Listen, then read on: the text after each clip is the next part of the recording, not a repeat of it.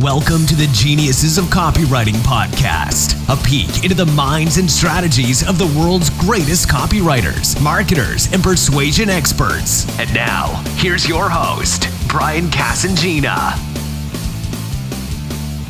Hey everybody, welcome back to the Geniuses of Copywriting podcast. I've got with us today a guy who I've been trying to get on the show for some time now.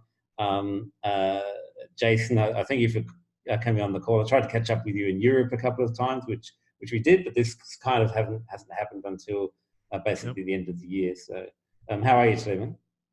I'm doing great. I'm here in New York City.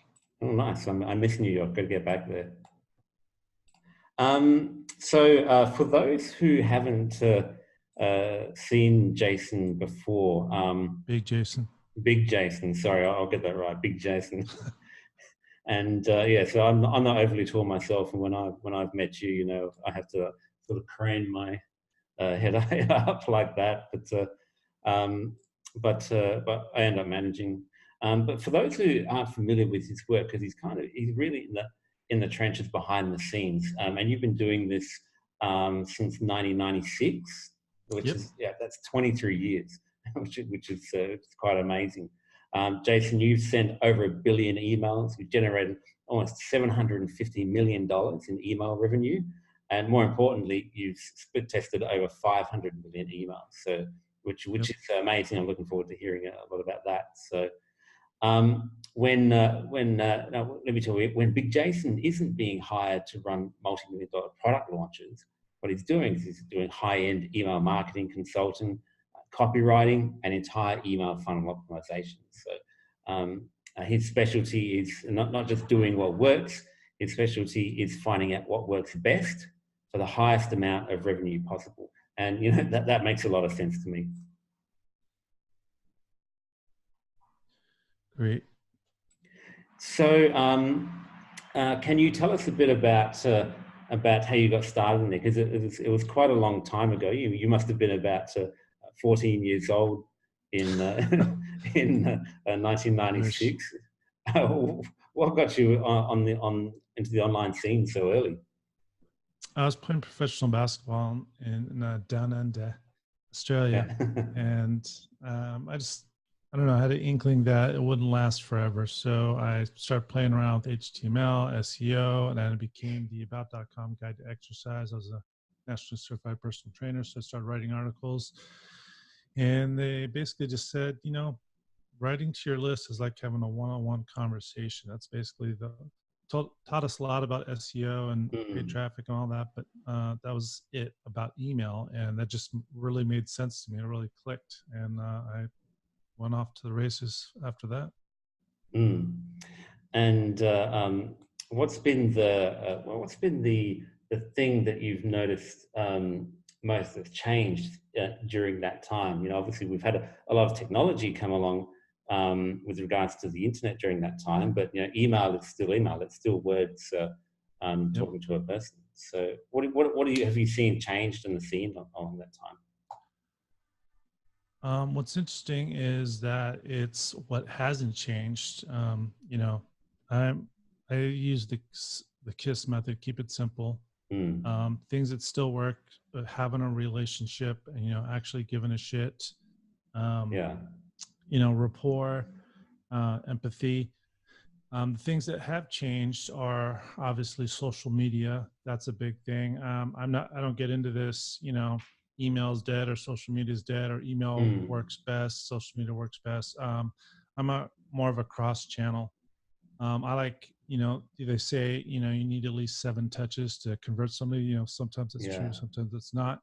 But I don't really apply that to one channel because back in the day before the internet, or before it got big, I should say, I actually did my first live event in Los Angeles, and it was a small niche list, and $15,000 in revenue that came in was through direct mail. And the person that signed up for my live event brought 2 employees in it. generated 15,000. And she's like, yeah, I was traveling. I wasn't checking my email inbox. And then when I got back, I got this direct mail package from me. I was like, oh, wow, this is awesome. I can't believe you're doing this event. I'm going to go. Yeah. So if I had just relied on email, that wouldn't have done it. And I also see, I'm big on tracking, as you alluded to, and I track email from social media. And what I find is that the direct attribution to social media, it's nowhere near email in lots of different niches that I've been into. But Google Analytics has this really cool attribution feature will actually show you past, like how many touches it, and social media is in a lot of those. So even though they don't go from social media directly to buy during your email promotion, there's lots of different touches. So one day they may see one of your emails. The next day they may miss your emails, but they actually might see your Facebook post and might see your YouTube video. So I think it all plays a big part in the whole grand scheme of things. And, I really like a holistic approach. Yeah, I think that's what a lot of people miss. At least that's the perception. They specialize in, say, email, and they forget about everything else. Right. Just focusing on one thing, and it's good to focus, but you're missing out on all those other paths. And like you say, they're there, but if you're not tracking, if you're not accounting for them, if you're not building that into your marketing, what seems like you're saying is you're missing out on a lot of the money that's out there. Yep. Yeah. So, how do you tie, like, if you're writing email sequences for a campaign, how do you tie that? Do you have a strategy for tying in social media, or do you have different content for social media, or is it the same? How do you work that? It's the same a lot of times. It's basically what I'm instructing the social media managers to do is basically mimic. They need to be on the email list, and it's easiest for me to just tell them, be on the list. You see an email, you immediately go and replicate that on the social media. Yeah. Sometimes it's you turn it into a video script. Other times you just put in a social media image, and you just basically word for word, you're putting in the email into the Facebook post. So a lot of times it's hardly any work at all. Yeah. So you're basically sending out the email first, and then they take whatever you send out and turn that into different parts. Yep. Yeah, that's cool, man, because they can just watch that. You don't need to project manage that. They know to turn that content into social media. So it's just like an automated process. It's very good. Yeah, repurposing. Yeah, repurposing. And most people probably don't do enough of that. I'm guilty of that sometimes. Different channels that are out there. So that's awesome. And that's an example of something that doesn't really require a lot of work on your part, even if you do it yourself. Yeah. I love how you got the system set up, because for parts of this year, I've had somebody on my team who I've been doing social media, different contents, and sometimes that's been sort of isolated from what I sent out to my email list. But the process you just described is so simple that's I've just seen that I could have done it that way, and it would have been a lot more effective. Sure. And you can also do it the other way, and it also can make emails a lot easier to write, because if you say you produce a live event, an AMA, asking anything, so you do it maybe 15-minute AHA, you answer a ton of questions, and then rather than just making this one long ass email, you just basically wrote 10, 20 emails, because you just focused one question per email. And then you do the transcript of the video or audio recording, and it's basically all done for you. And you take out snippets, like you were saying, and use that for different social media stuff. So that's really cool, man.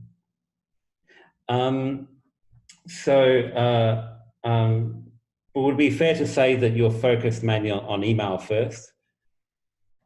Yes. The first thing I ever do on a project is I get access to the reply email account. Yeah.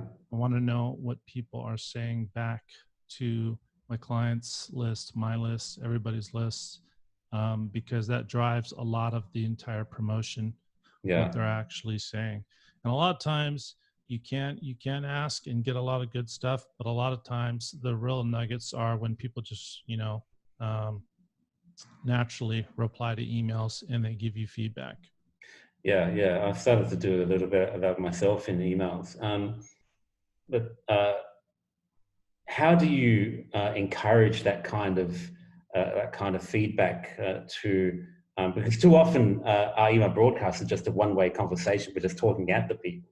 But Right. what you're talking about is something that everyone should be doing. So how do you kind of enable that two-way conversation? Do you specifically ask for replies to your emails?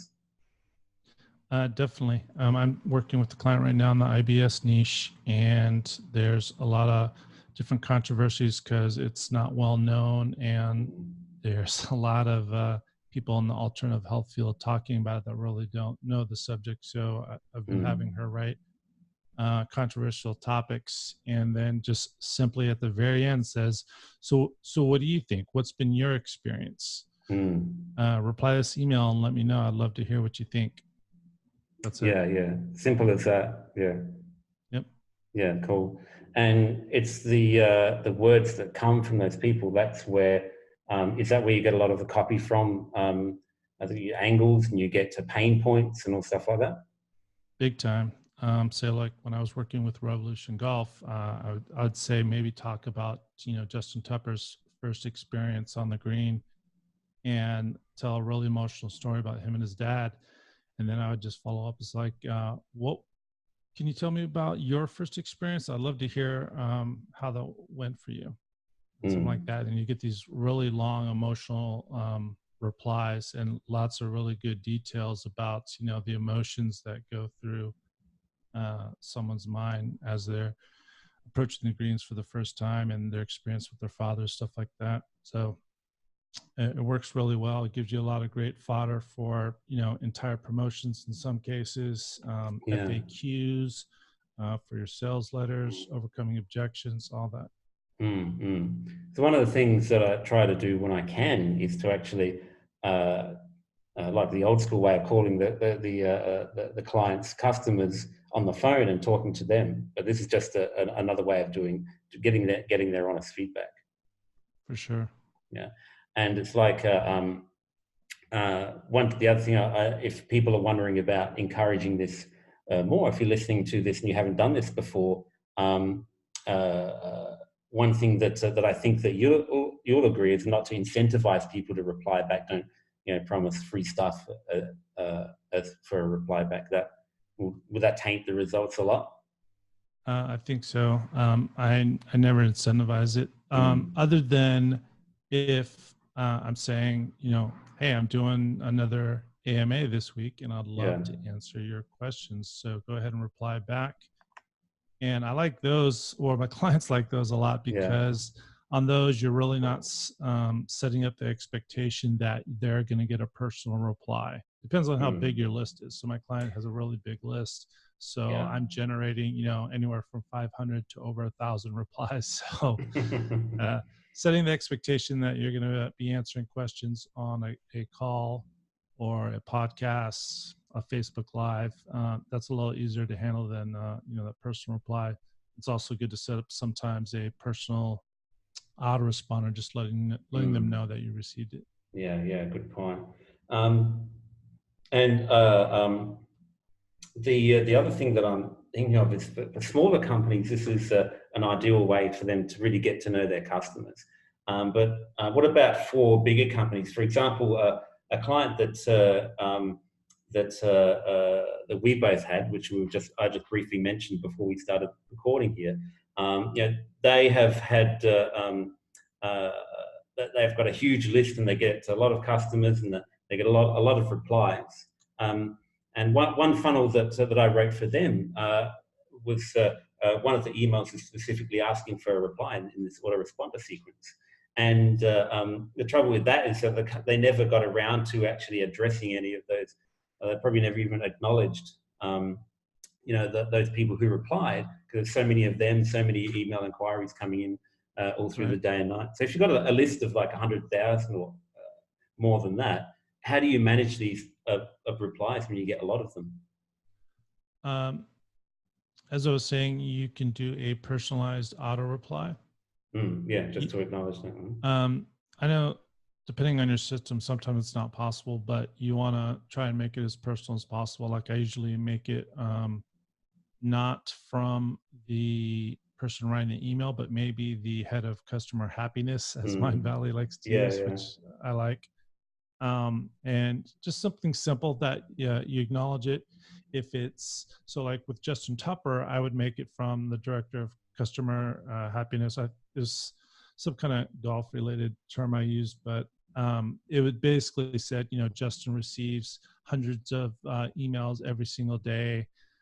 He's out on the green, something like that, just to let him know that, Justin reads all his emails, but he's not able to reply to every single one, something like that. Yeah, that's what I was thinking back to when you're talking just then. A couple of minutes ago, you mentioned the fact that you don't set the expectation that the person who's writing back will receive a reply. And that's, I think, the mistake a lot of people make. And they're trying to start up these long conversations, which is fine if you've got an email list of 1,000 people, but if you've got 1 million people, then it's impossible. Yeah, and you definitely don't want to set the expectation that they're going to get a reply, and then you just have all these people that are just like, well, what's the point of me replying? You're not going to reply back to me. Yeah, because they won't reply a second time if they feel ignored. Right. That's a really good strategy. And I know that this also comes to mind. I know that you know a lot of stuff about email deliverability. And improving, the inboxing.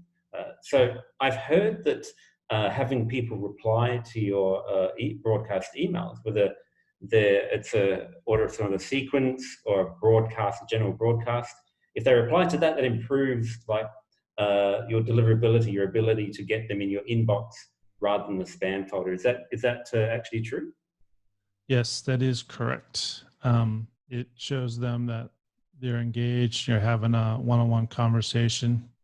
It's definitely going to help your deliverability. Yeah. So it shows Gmail and Yahoo and all that, that this person wants to hear from you. Yep. Is that, yeah, cool.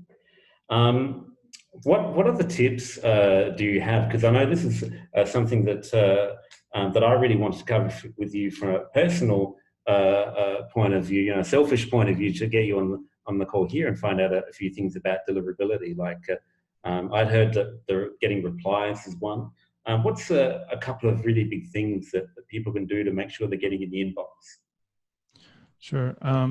Providing specific instructions per email provider, like Gmail, Yahoo. So I'm not a big fan of, especially when you're just starting a relationship and you give them a laundry list of 20 email providers, when it's really simple to just hire someone on Fiverr or so one of those other sites, Upwork, and just say, look, I passed the email address to the thank you page. What I want to do is use that email address and detect if it's Gmail, Yahoo, Hotmail, Outlook, AOL, Comcast, whatever, and give them specific instructions. So if someone is using a Gmail, you give them specific Gmail add to contact instructions. You can put in some screenshots. You can show them what to look for.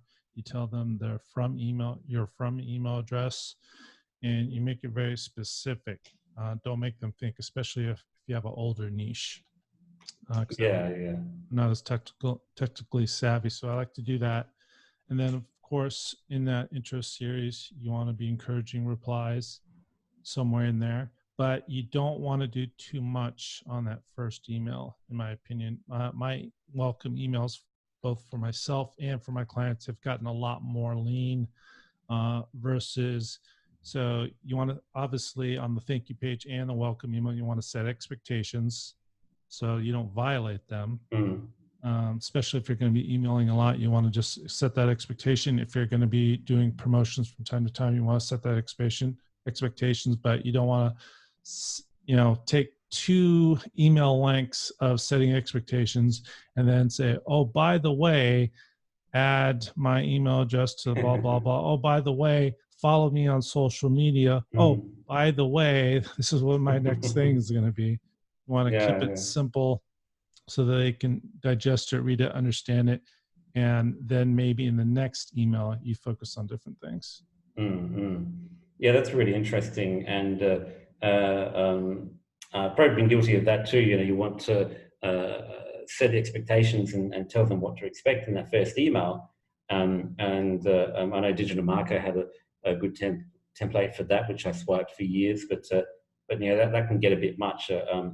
And it's probably a good idea to really lean that out and focus on one thing. But I love the other idea about because I didn't know that that technology could do that, where it checks which email provider you have and then provides customized instructions on the thank you page for that one. Because I didn't know we could do that. That's a game changer for a lot of things, because it really makes it simple, like you're saying. Definitely. Yeah. And another thing on deliverability is people confuse Gmail promotions tab with deliverability. That's not deliverability. There's a lot of quote unquote experts that like to talk about that. But what they don't like to talk about is just because someone's using Gmail doesn't mean they're using the Gmail app. They're using other apps and integrating Gmail with there. That's number one. Number two, depending on your niche, again, depending on your niche, people actually look in the promotions folder for quote unquote promotions. So if you're sending a promotion and you're like frustrated that's going to the promotions tab, maybe you really don't have to be. Because I've actually been to an event where I've actually sat next to Gmail, and they've told me that actually trying to get promotions out of the promotions folder can actually lead to more spam. Oh, okay. And depending on your niche, that's where people are looking for promotions. So I've personally increased email revenue by over 100%, and not even worried about the Gmail promotions folder. So a lot of people talk about, I got out of the promotions folder. What they're talking about is that they personally got out of the promotions folder. What they're seeing in their own email, not the same for their entire list. Like there's entire courses on how you can personally see your emails out of the promotions folder. That does nothing for other people on your list. It's silly. It's like checking your Google rankings on Google over and over again. Your site will rise just because you've been looking at it yourself for so long. But for everyone else, it's still on page 105. Yep. So I really like the dynamic add to contact list instructions at the start of your relationship. Obviously, if you're doing a one-time offer and you're going straight to sales letter, that's a different story. But if you're just doing a opt-in, the add to contact list instructions right from the start is really good. That's very something I definitely want to do. Let me write that down, because that's something that I didn't know, and that I didn't even know you could do. The other thing is, I bought the course which you're probably talking about getting out of the promotions folder, and it's interesting and it's worth a look, but it's only cheap. But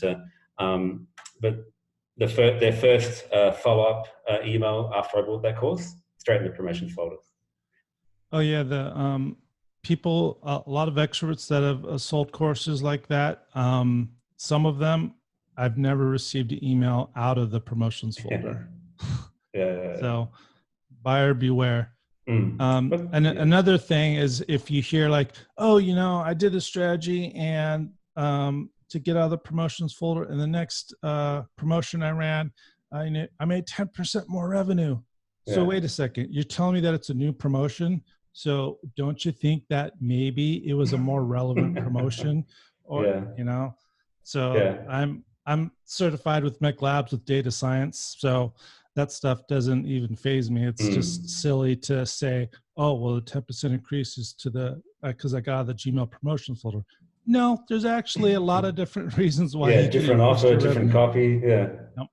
Yeah, no, it's crazy, but it's really good to hear that, that different take on the promotions folder, because as an email list owner, it's something that you worry about. If my emails are going to promotions, and no Right. one's going to see it. But you're right, because I check my promotions folder and I'm checking it for promotions. So Right. I know a certain type of email is going to go in there, and I know where to find it. Yep. Yeah, the basics are still true. You don't want to put a lot, if anything, in all caps. You want to, not use ton of exclamation points. You don't want to put free in all caps, obviously. You can still use the word free, but you don't want to use free like 10 times. Yeah. And obviously, if you're in the make money online biz op niche, you belong in the promotions folder. Yeah. Because you're promoting that stuff. Yeah. Right. Yeah. That's fair enough too. But I know that you're about a lot more than just deliverability, and this is what we were talking about. Sort of towards the start of this call, which is really cool. But so, what kind of thing? What's one? What's the number one thing that a person needs to know if they're just starting out? They're building up an email list, they're spending some money on traffic, and they're doing some social media posting.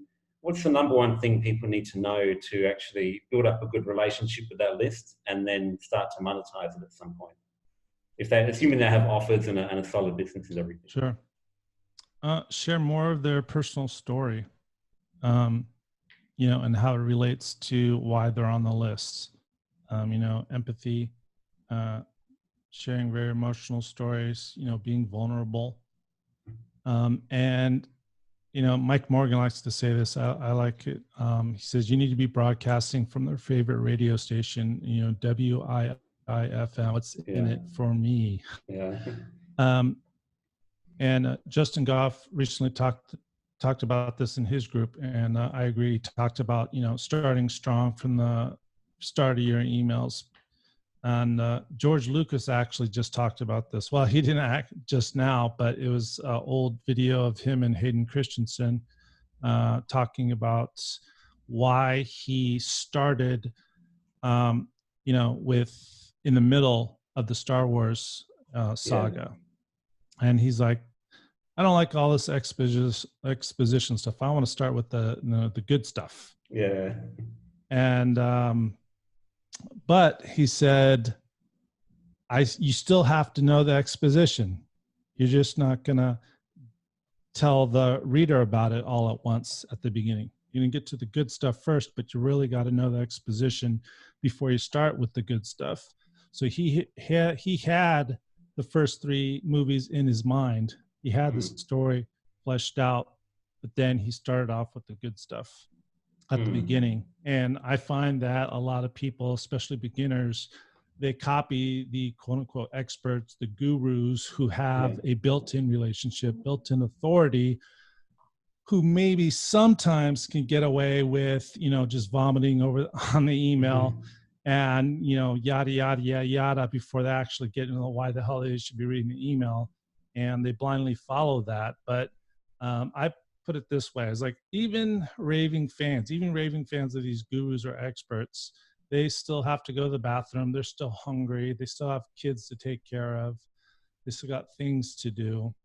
So you really want to focus your emails, especially at the beginning, on what's in it for them. Yeah. And you mentioned Justin Goff before. His emails are a really good example of that personal, vulnerable type of story. He's talked about issues with the pets and his home life and his upbringing and everything like that. So, great example of that. I know that people go on, listen. Oh, one more tip related to that is, along with the promotions tab, people are drunk on the engaged, non-engaged, and I see them go. They're going to an extreme. Like there's a lot of lists that I actually like being on the list, but as you know, me and my wife traveled for almost 5 months this summer. Yeah. And I'm traveling in New York City now. Sometimes I don't check my email. Like some email lists, like I don't check my emails for 5 days, and they stop emailing me. Why? Because some expert said, oh, you shouldn't email your unengaged people. And they're putting these really strict regulations on their list where they just stop emailing people and you're just leaving money on the table. I see this with clients too, especially when you're about to do an email promotion. And I say, okay, take this email and email it to the engaged customers, the engaged prospects. And then I want you to also email the unengaged customers and the unengaged prospects. And they ignore the unengaged. Like, oh, I don't want to hurt deliverability. It's like, dude, we're about to do a promotion. This is amazing content. We're trying to re-engage them. People are stopping trying to re-engage these unengaged subscribers when it could be traveling. It could be not the right time in the life cycle. And they're leaving all this money on the table. Like I've spoken to John Carlton, who I've worked with on his email, and he tells me that it's not out of the ordinary for people to lay dormant 2 to 3 years, and then all of a sudden they'll buy thousands of dollars worth of his products, services.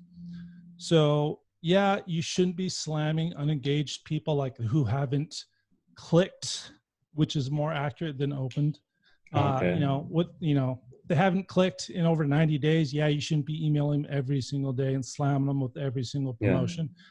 But you don't want to just be ignoring them, especially if they have, just 5 days. You got to give them a little more time. That's a lot of money on the table. Yeah. I'm glad you went into that because that's something that I've often wondered about. Different companies like you mentioned Mindvalley, who we've both worked with before. They have certain processes around, and it's very strict as well. If you go past a certain cutoff date, you haven't opened or clicked, then you're dropped into some bucket, which is probably not emailed and just forgotten about. But yeah, I'm the same. I've got folders in my inbox where I'm getting emails from people, and sometimes I'm saving up the odd one, not all of them, but I'll come back to that much later on. I'm liable to buy something big from them later on down the track, even if I haven't opened their emails for a year. Yep. Yeah, so that's really interesting, and that's a really valuable point too. So I appreciate you sharing that, man. Sure. But I know you've got a lot more stuff that you teach on this stuff. I know you're a working writer as well, like me, but you teach a lot of this stuff as well to your people. So how do people find out more about you and start learning from you? Yeah, they can go to beminsiders.com, beminsiders.com. It's a monthly coaching group where I do critiques, daily trainings, give them templates and swipes to use, answer tons of questions every day.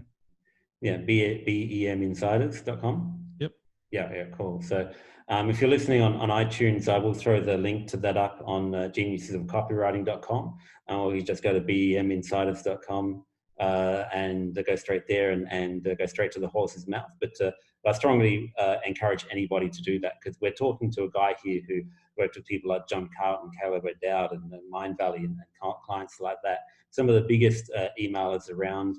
And I read out your stats at the start of this call, and they're several orders of magnitude more impressive than 99% of the so-called experts out there. So, Jason, you're a genius of copywriting. I'd strongly recommend that people should go to your site and find out more about you. So, I want to thank you for coming on the call today. What you shared has been really insightful, really valuable for me too. I really appreciate that, and we'll definitely have to do this again someday. Definitely. Thanks for having me. All right. Thank you. Thank you for listening to Geniuses of Copywriting with Brian Casangina. To get the full transcript and all the resources mentioned on today's show, go to www.geniusesofcopywriting.com now.